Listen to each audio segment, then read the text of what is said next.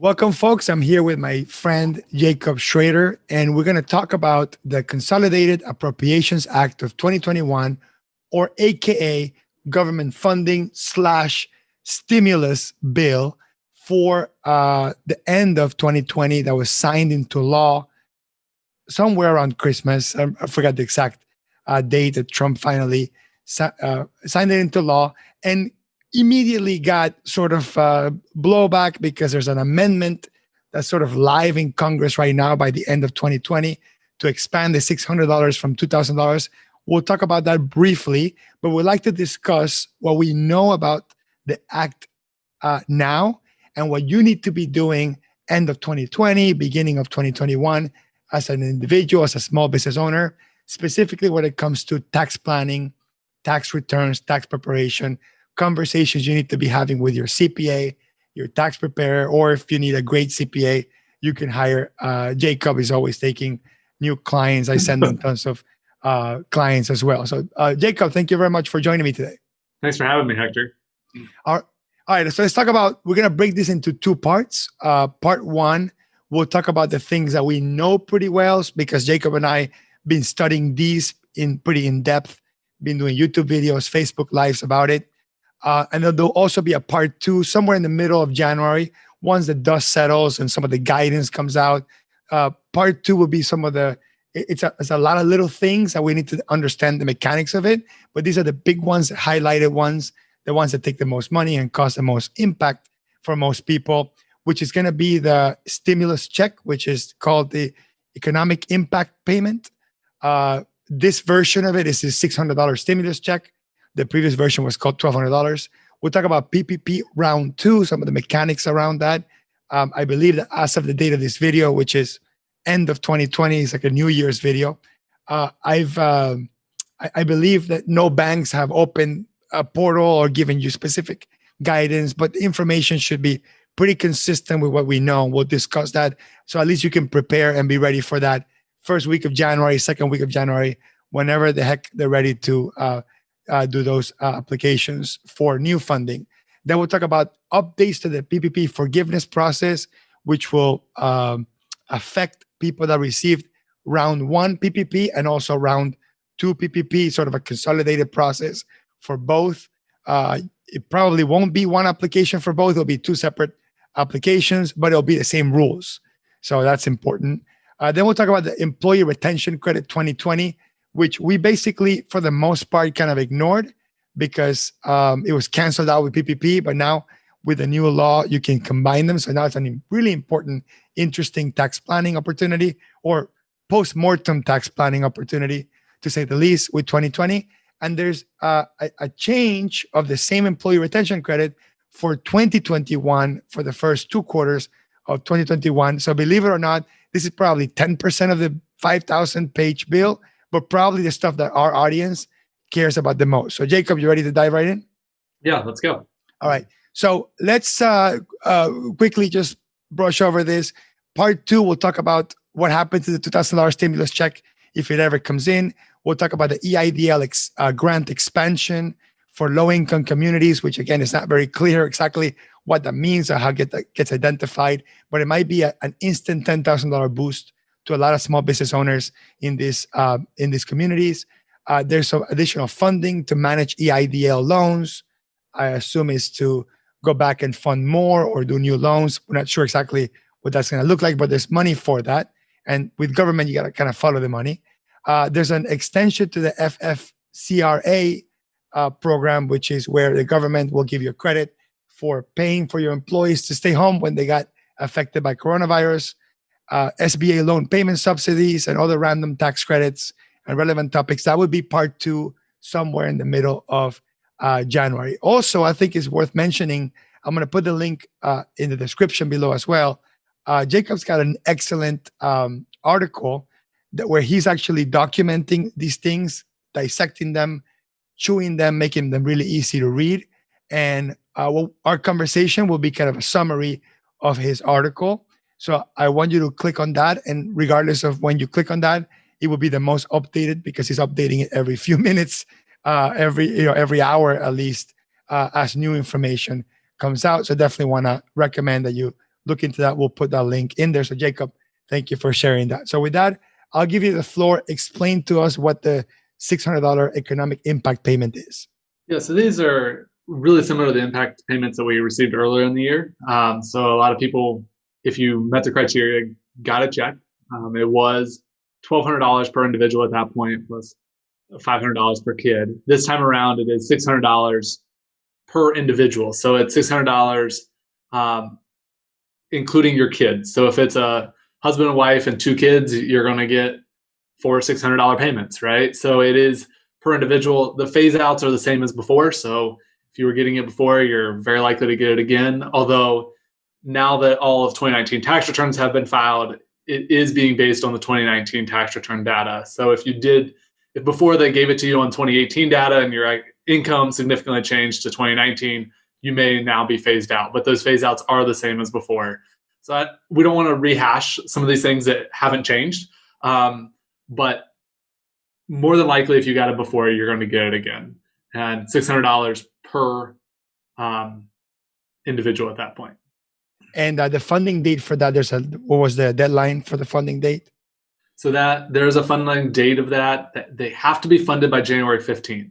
And the reason for that is these are advanced credits. So if you do not get it and you're eligible, you will get this on your tax return.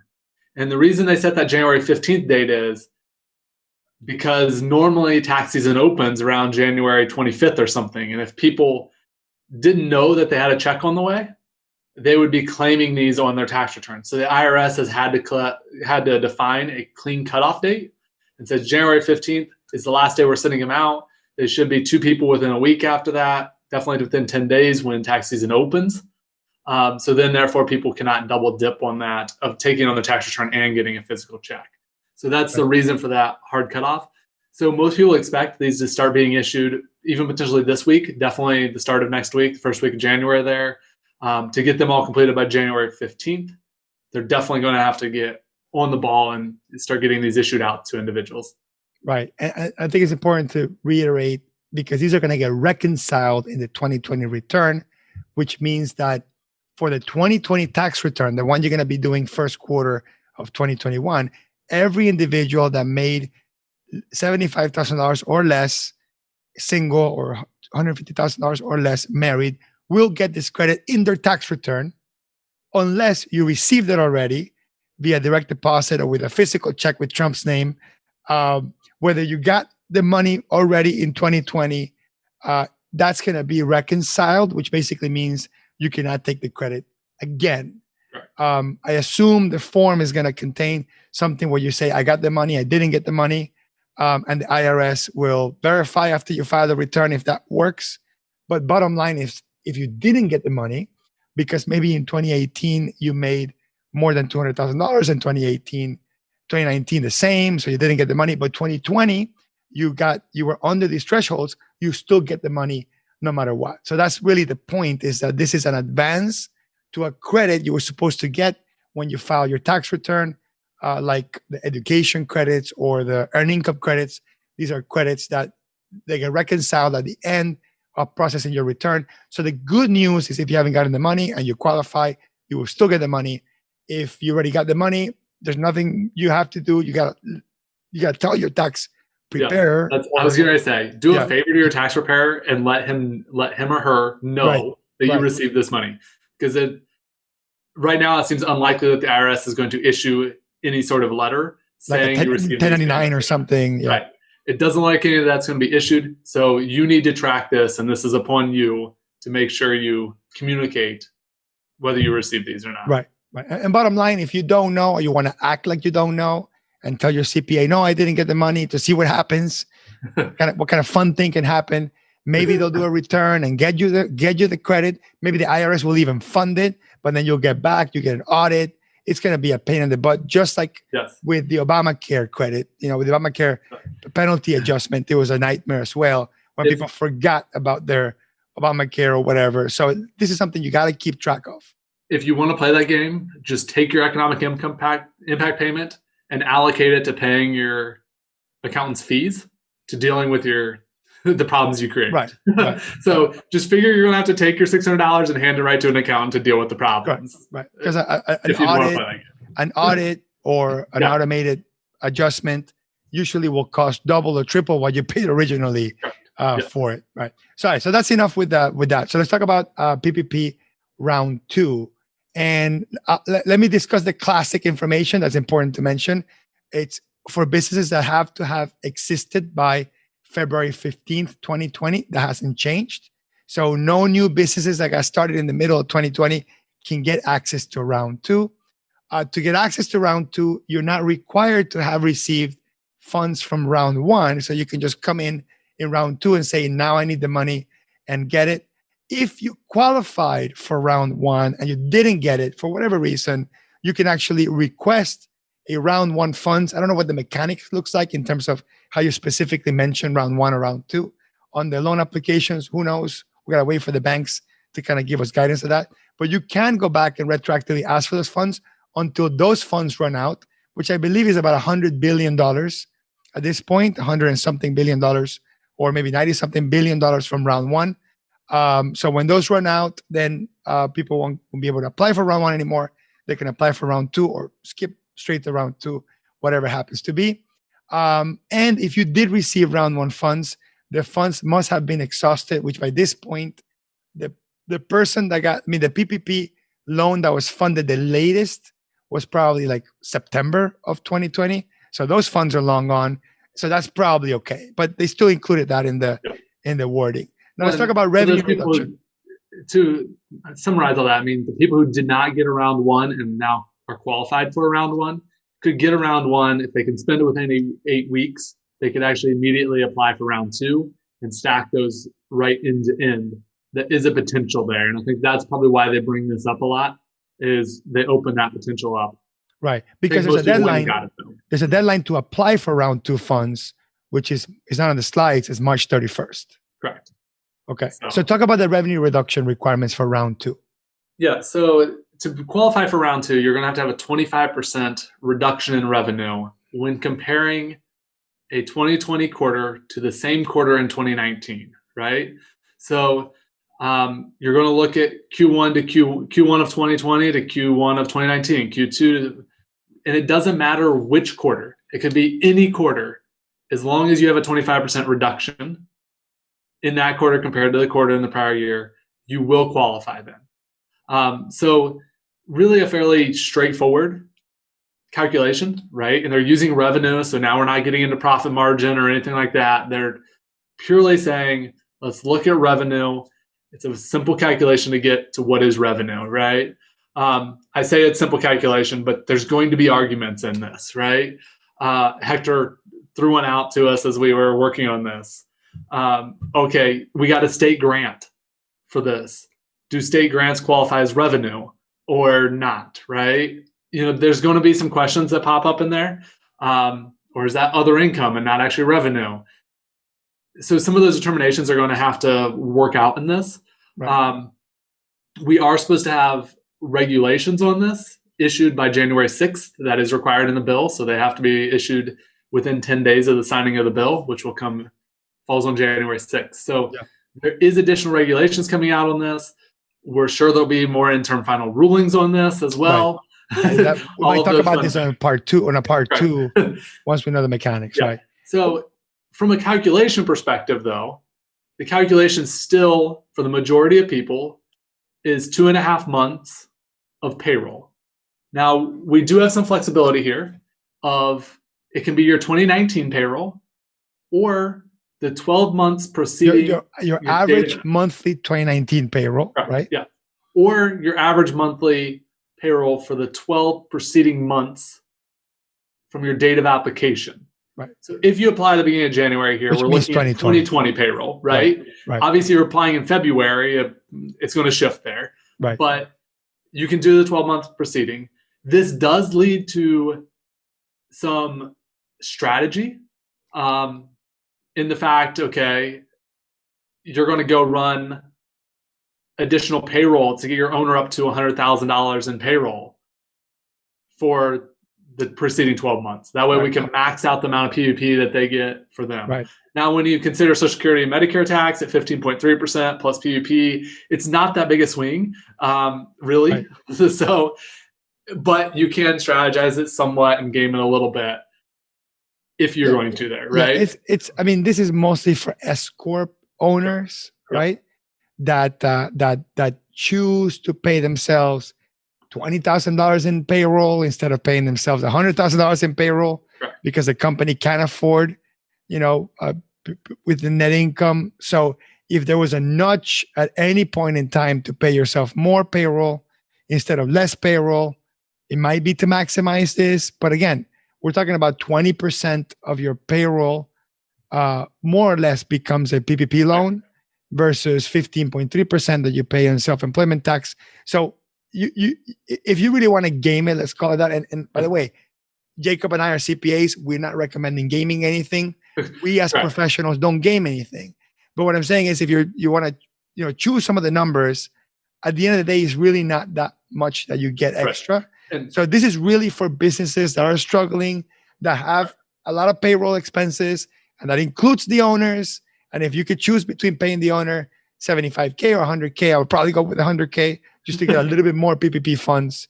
But I guess that would be it. Yeah. And the only other calculation piece here that I want to make sure we talk about from a true calculation standpoint is there is a gift to the hospitality industry in this bill. Obviously the hospitality industry has been hit really hard during this time. So they're allowing them to go 3.5 times their monthly payroll. Now they still have 8 or 24 weeks to use it, just the same, right? But they do get more loan in the front end of 3.5 times. And I mean, as we segue into the next forgiveness piece, I think an important caveat to look at here is that 3.5 times is okay because they can very likely use it within 24 weeks still, especially because the definition of non-payroll qualified expenses expanded dramatically under this bill. And now it includes things like PPE. It includes operating obligations. It includes your software subscriptions and technology charges. It includes supplier obligations that you had. Your accountant. Your accountant. Yes. Your accountant, your lawyer. Those are all in there. Right. So that expanded greatly, which definitely has an impact on being able to use this a lot quicker. And as we'll get into things further, as we move in beyond the next slide even, we still only have to have 60% payroll costs, and we can do 40% non-payroll cost, and kind of adjusting how much you want to use for payroll and things on the forgiveness side. Right. I think we'll want to move into the forgiveness page before we dive into that too much. One thing that was kind of worth mentioning is on the forgiveness side, traditionally, most people, because it was 24 weeks, just the payroll was enough to qualify for PPP forgiveness. So you're using ADP, Paychecks, any big payroll company, you just run the payroll report. Oh, the dollar amount is over my forgiveness amount. Let me not even bother with my mortgage, utilities, all the stuff from PPP Classic. But the issue is there's an additional credit, the employee retention credit, which we'll discuss. And if you qualify for that, you want to qualify for both, and you want to minimize the payroll portion of PPP because of the mechanics of how it works. Maybe we can get into that too. But let's talk about PPP forgiveness. So what changed on PPP forgiveness? Yeah, so a lot of things stayed the same, from your 60-40 payroll cost to non-payroll cost. Deadline for forgiveness application is still 10 months after the end of the 24 weeks. So those things stayed the same. So let's talk about what changed. One of the big pieces here was definitely there is a simplified process for loans forgiveness under $150,000. It is truly mandated in the bill that this can only be a one-page forgiveness application. And it is mandated on what it can include. And essentially it is just an affidavit that you had 60% payroll cost. You had what your total loan amount was, and it's going to be forgiven. So things that are falling away here, the EIDL grant is no longer going to reduce your forgiveness. And that doesn't matter what kind of loan you have at all. So that's a big change, so that's not you're no longer going to have that sitting as an open loan long-term. That goes away as well. So we're really trying to simplify the forgiveness side quite a bit. The other thing that we didn't put on here, I realized we missed here, Hector, is, and we said we were going to talk about it, but we didn't put it on the slide, was the change in taxability of Oh yeah, the that's huge. forgiveness. I'll add it to the slides while you explain. Yeah, we said we were going to talk about it, and then I realized, oh, we forgot to add it to the slide. So before, under the old law, the PPP income was non-taxable income, but the expenses were also non-deductible.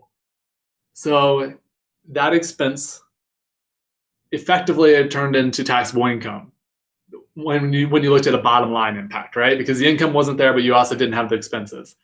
So now the income is non-taxable and the expenses can still be deducted. So the only way I can really describe this, and someone was talking to me like, how do you describe this? Well, most times in grants, you actually don't get to deduct the expenses. And I say the only way I can describe this, basis impact and everything, is somebody handed you $100,000, like personally, you put $100,000 into your business, and that's how we're going to treat this from a taxability standpoint, right? You're going to gain basis from it. You're going to get to deduct those expenses. So that is a big change here that has major impacts on everyone's tax season coming up and the taxability you're going to owe.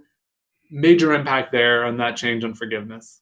I think it's worth mentioning that this additional line is additional stimulus. Like this is more money. And what's crazy about this is that this has not been accounted for. Like the actual bill doesn't put a dollar value to this because this is part of the operating budget of the government, right? But the flip side is this was actually calculated in the original CARES Act bill because this was the intent of Congress. Right. And the way that bill was scored the first time and the cost was determined was the treatment that the income was non-taxable and the expenses were deductible. Right. So that has been scored under the CARES Act, and it was scored that way, which is why there was a whole lot of arguments around this because Congress's intent was very clear. It was scored this way, and then the IRS came out with a different interpretation of it. Right. So I think from a scoring perspective and a cost perspective, they're saying this doesn't cost anything. Now, while we're on this topic, that's not accounting for the businesses that have less taxable income. Yeah. Well, and there are other pieces here in the same thing where they decided the EIDL grant's not taxable at this point. The payments made by the SBA for SBA 7A loans are non-taxable. So there's actually a lot of tax impact here, which I don't know that any of it was truly scored and allocated dollars in the bill when you go through and read it. But there's a lot of money that just got given to businesses that's now has no tax impact, no tax increase from it. And it is major dollars. And I agree with you, it is a large piece of stimulus. Right. I have a business that we just ran tax planning on that, this change on taxability between this EIDL grant and the SBA 7A loans was $135,000 tax swing. Yeah. That's a large stimulus piece for those companies. Right. So again, bottom line, before this forgiveness update, the forgiveness amount will reduce your deductions of your payroll and your mortgage and your utilities, etc., which would have increased your taxable income. Even if you were a negative, it would have decreased the amount of negative that passes through for the smaller companies. Or if you are a company that pays taxes at some point in the future, it would have reduced the tax credit you can carry forward. So bottom line, this is additional money in your pocket, whether there's an instant gratification or a future tax benefit that is, and the fact that the EIDL grant, before you had to reduce it from your forgiveness amount, you no longer have to. So these are two pieces of additional stimulus that don't look like stimulus, but they are. They absolutely are, and they're worth mentioning it. It's a huge win. Did you mention the simplified forgiveness process for loans under 150,000? I did. We talked about the one page only. So so we don't know what that looks like yet, but basically it'll probably look like the 35OS form, 3508S.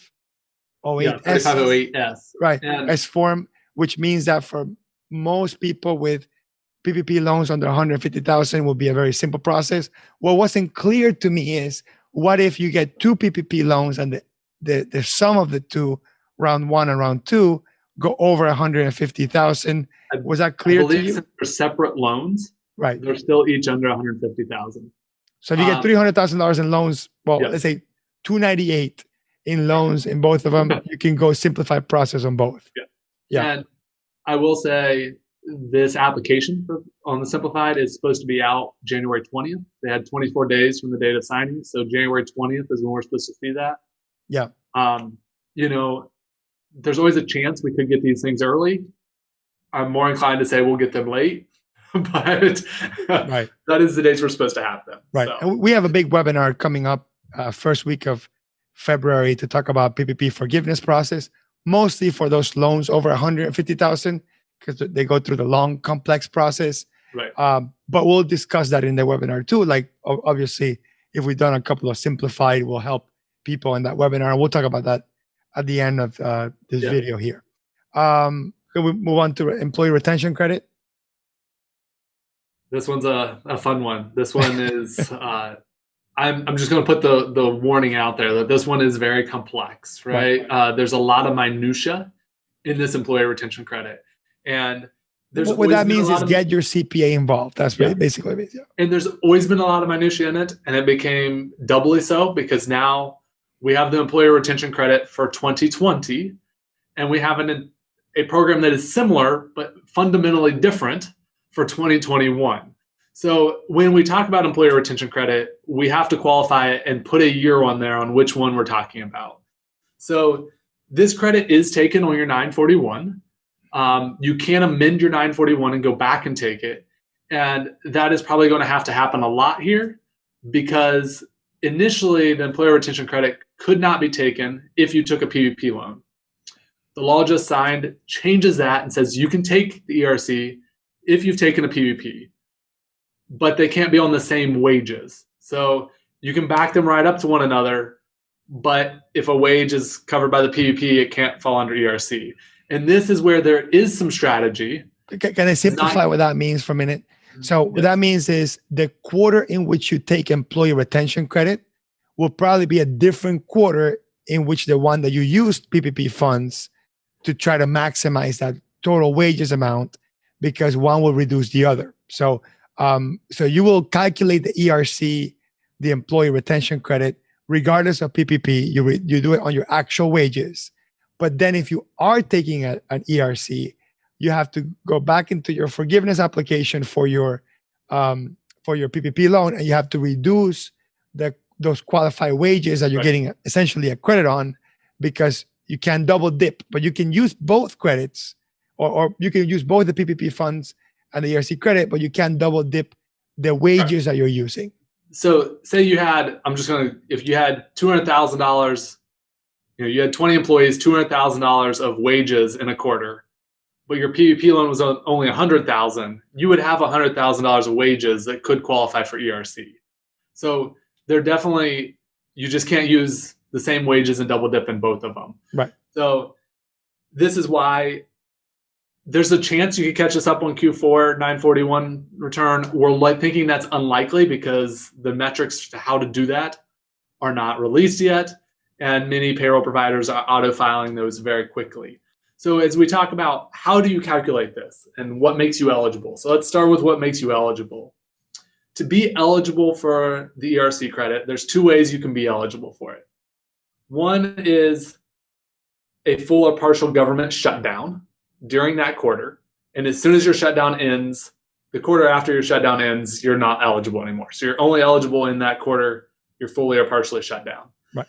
The other way to qualify for this is if you have a 50% reduction in a quarter, you then qualify in that quarter, and you stay qualified until the quarter in which you have less than a 20% reduction in revenue, right? So you're always going to get 2 quarters if you qualify in this, because you're going to get the 50% reduction quarter, and then you're qualified till the end of the quarter in which you exceed 80%. So you're going to qualify for the next quarter too. So on the revenue side, you're always going to get at minimum 2 quarters, potentially 3. Let's do an example, and let's just clarify. This is nothing to do with your payroll reduction with your staff. This is straight sales, right? Correct. So let's say on quarter 2 of 2019, you sold, let's simplify it, $100,000. On quarter 2 of 2020, let's say you didn't get shut down. I mean, there was shutdowns around the circumstances of your business, but you didn't get a specific shutdown because you were in a restaurant or something like that. And your business goes down, you get $40,000 in revenue for that quarter, comparing Q2 2020 versus Q2 2019. You automatically qualify because it's at least 50% revenue reduction. Then you look at your total payroll wages, your actual W-2 employees, not the distributions to the owner, not contractor payments, the stuff that's on W-2, on 941s, on payroll. You look at the actual payroll that you paid.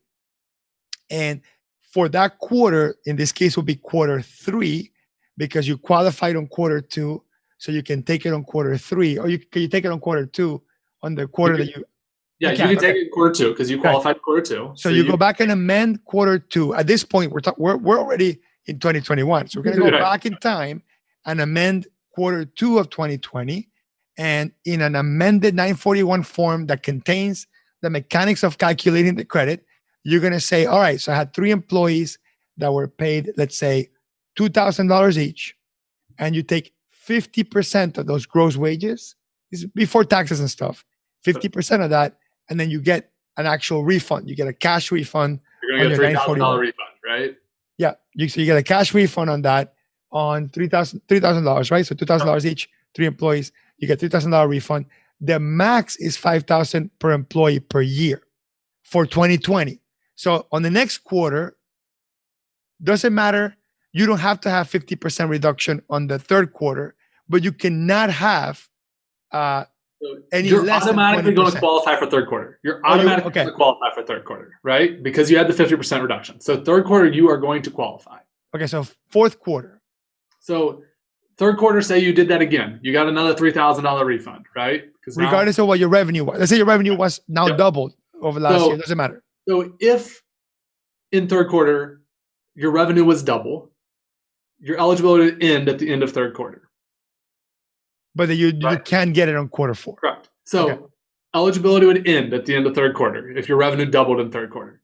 If in third quarter, your revenue was $80,000, and in third quarter of 2019, it was $100,000. Right. Well, let's go $79,000. So we're under the 79. You qualify. Yeah. For one more quarter. We have a 21% reduction. Right. So now we qualified third. That means now we automatically qualify in fourth as well, right? Because we're going to qualify in fourth as well. So you qualify until the end of the quarter in which you exceed your 80% of prior quarter, right? So that kind of, you're always guaranteed 2 quarters. You may get 3 there. Right.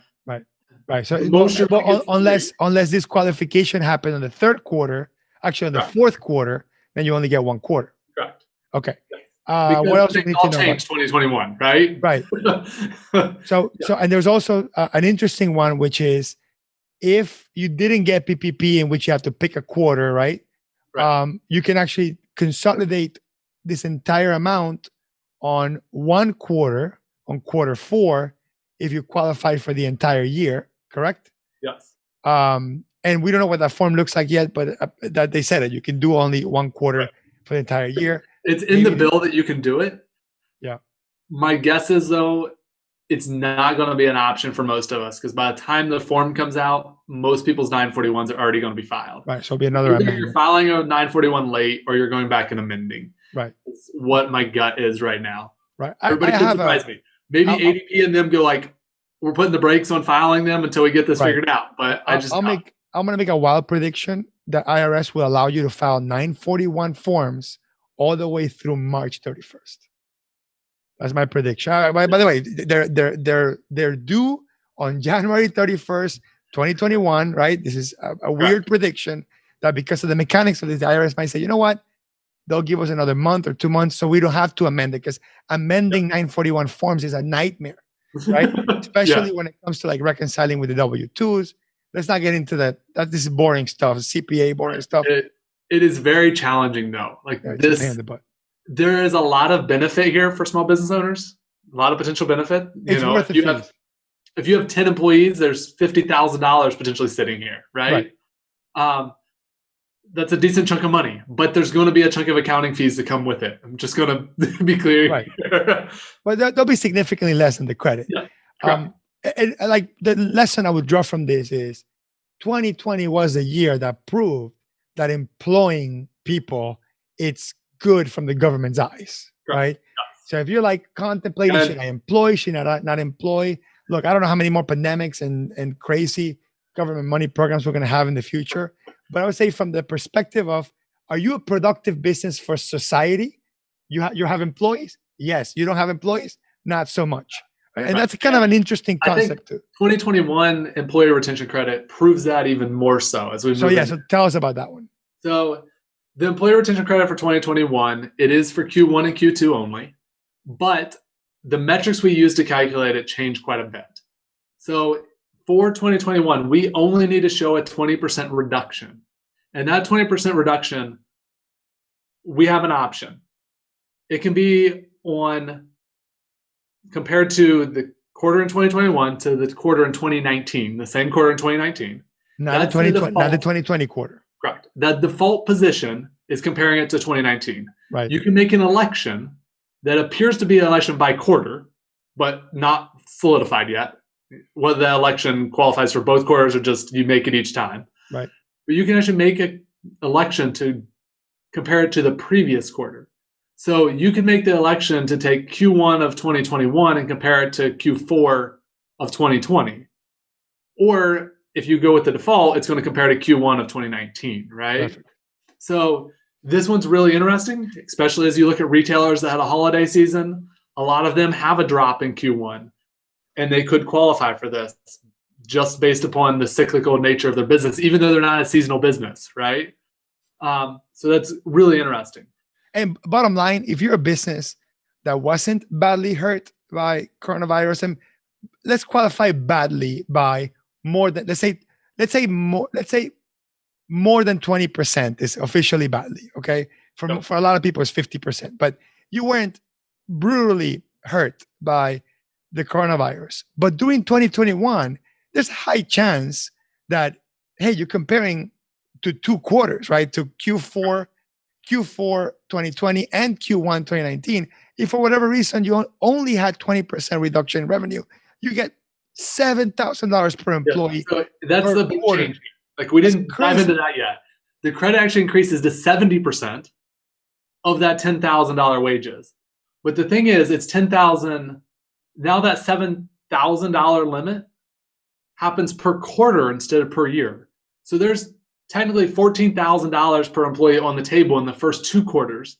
When we look at 2021, there was only $5,000 total per employee on the table, right? That's the max we could have gotten, was $5,000 per employee. Now, when we look at 2021, there's $14,000 on the table. So when you combine these two programs, and when we can go back and amend, just in the ERC credit, we're looking at potentially $19,000 per employee if this leverage is right.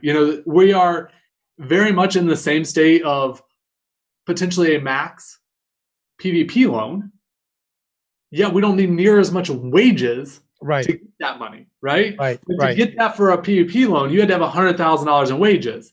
Right. To get that for ERC credit, I only need $40,000 in wages. No, we need 30,000 per quarter. 10,000. Well, I'm saying 10,000 per quarter, right? Right. Yeah, but it's only 2 quarters worth, right? So so we got 10,000 for all 2020, which gives you $5,000, and 20,000 for all 2021. I guess I was saying for my employees that I pay $100,000 a year. Right. Now I'm getting there for employees that pay $40,000 a year. Correct. Right? Yeah, exactly. Very different level of employee, and if I went and did the math of what does a $40,000 a year employee give me in PPP, it's going to give me a whole lot in ERC credit under these calculations if we meet this criteria. Right, so that is why I feel like this is one of the biggest pieces coming out of this bill. And it's a really interesting strategy that you need to look at for 2021. if you're still having that reduced revenue, should you be leveraging ERC or should you be using PPP? And I mean, potentially you can be using both of them, but it might be better to forego. In some situations, it's going to be better to forego PPP and just do ERC in Q1, Q2. Yeah, I don't think you should. I don't think you should forgo PPP. Well, What I'm saying is, accept the fact that it won't get 100% forgiven. No, don't forgo it. Right, and I'm just saying there's situations there, and I'm saying look at it and understand the programs that are there. Your situation's unique. It's not so much of like, oh, this is always the answer for us anymore. You know, back when we were doing PPP round one, we're like, ignore employee retention credit, get your PPP.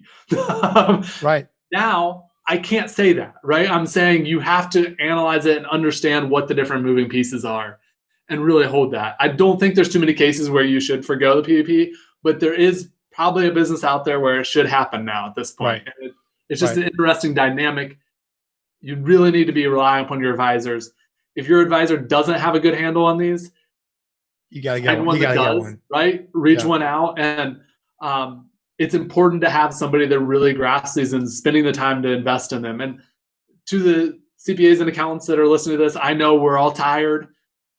It's a lot, but that's what we have to do to serve our clients correctly. That's true. Absolutely. So one thing that is worth mentioning, or we're wrapping this up, is there is a common theme here, which is not every business is struggling businesses. Round two requires a 25% reduction. Of PPP requires 25% reduction for round two, and ERC for 2020 is a 50% reduction, and for 2021 is a 20% reduction. So these are businesses that are not the businesses that thrived, bottom line. They're businesses that got hurt or got some sort of reduction and then chose to keep their employees on staff.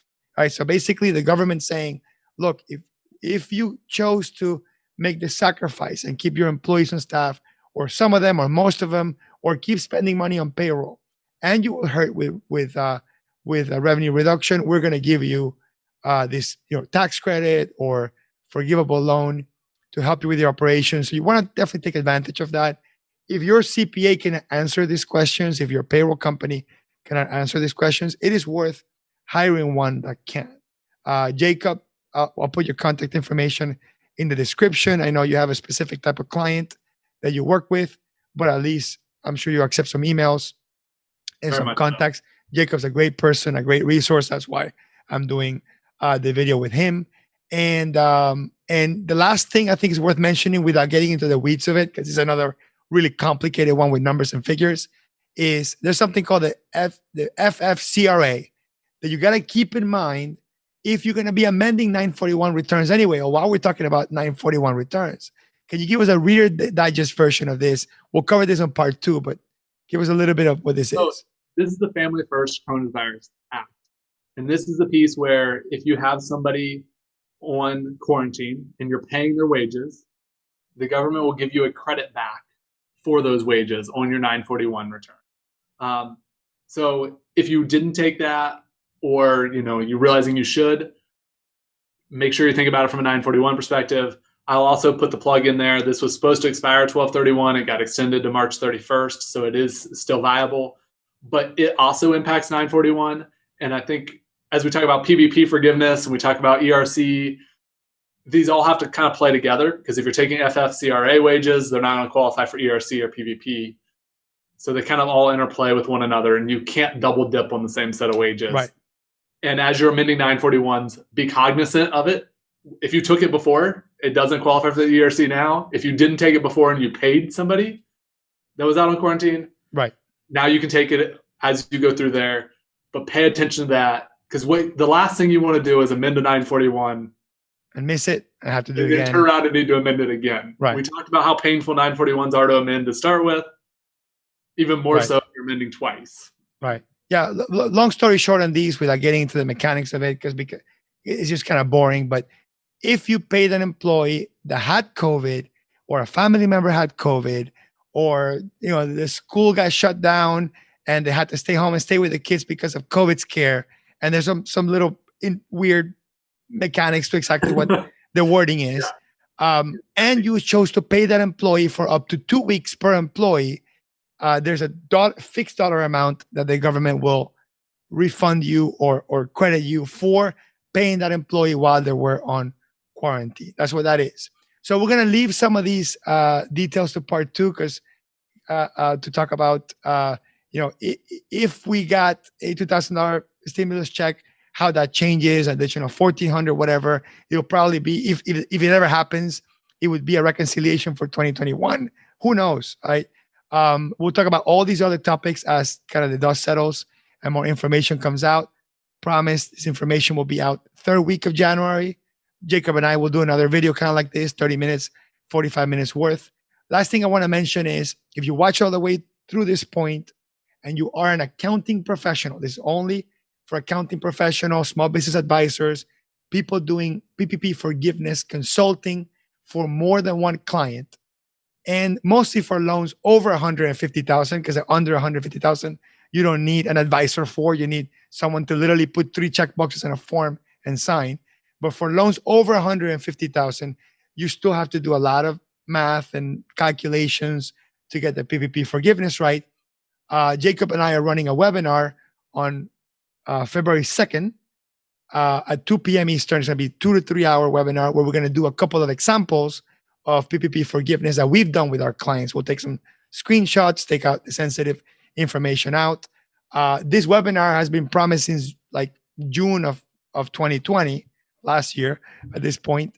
And we kept pushing it because the banks weren't accepting forgiveness applications. And we're still hoping that February 2nd, we can still have this webinar. If we have it and you can't attend it, it'll be recorded. You can pay to access that webinar live to ask questions or the recording. And if you pay and it gets postponed, we'll let you know, hey, it got postponed because it makes sense to postpone it because Bank of America, Chase, or whatever hasn't had their applications yet. So Jacob and I, as we do forgiveness applications for our clients, we'll write down all the mechanics and basically give you a tutorial on how to do it. Again, for accounting professionals dealing with more than one client at a time and $150,000 loans or more. The webinar runs for $300. I'll put a link in the description below with a coupon code so you can get a discount on that. And also, if we have time, we'll cover ERC credits on that webinar as well, even though we're going to talk about it again in a YouTube video kind of like this. We'll talk about some of the mechanics using the actual form. So there's a lot of stuff going on. Again, I'll remind you, I'll put a link on the description for Jacob's article that he wrote, a couple of pages that kind of summarizes this conversation. And with that, Jacob, maybe you can, what are the last words that you have for this conversation? I think I'll sum this up with, we talked about a lot there. Regulations for a lot of it have not came out. Some of that's going to be subject to change a little bit. The minutia of how you put it into play, right, definitely still to come. We know the framework of a lot of this. We don't know how to implement today. So what we talked about was framework, generals, how you can prepare, get ready for your next application, get ready for your ERC changes. But the actual implementation will have to come at a future date just because we're waiting on the government from that side. We'll do our best to keep you up to date as we get that guidance. That's great. So Jacob, thank you very much. This will probably be the last video of the year because we're posting this right on New Year. So Happy New Year. And I hope 2021 is the year that 2020 stole from us. So I'll see you next year and for part 2 of this and for the webinar pretty soon. Thank you, buddy. Thank you.